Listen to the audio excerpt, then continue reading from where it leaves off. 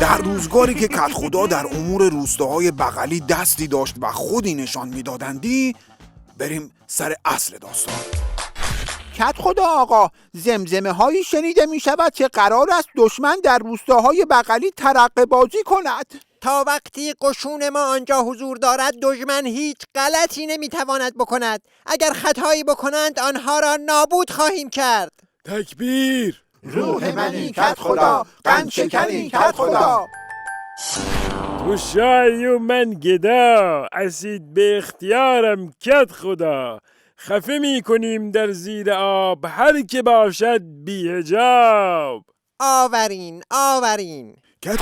کدخدا چه نشسته ای؟ این تو بمیری از اون تو بمیری ها نیست. دشمن اعلام کرده که تا ساعتی دیگر روستای بغلی را ترقه باران می کند. تدبیری بیندیش. آنها متجاوزند. بنده از همین جا اعلام می کنم اگر دشمن غلطی بکند پاسخ کوبنده‌ای بهش خواهیم داد. تکبیر. وای اگر کدخدا حکم کننجم دهد.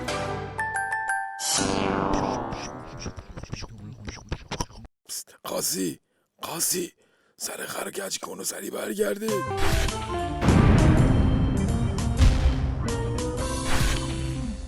کدخدا آقا، همه چیز حکایت می کنندی که روستاهای بغلی را دشمن ترقه باران کرده است. بدبخت شدیم رفت. حالا چه پاسخی دهندیم؟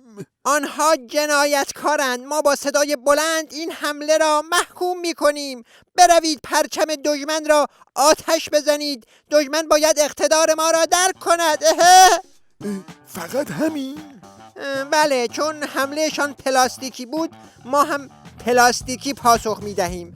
زدن هست و نیستش تو روستای بغلی داغون کردن. بعد این میخواد صورت خودش با سیلی سرخ کنن.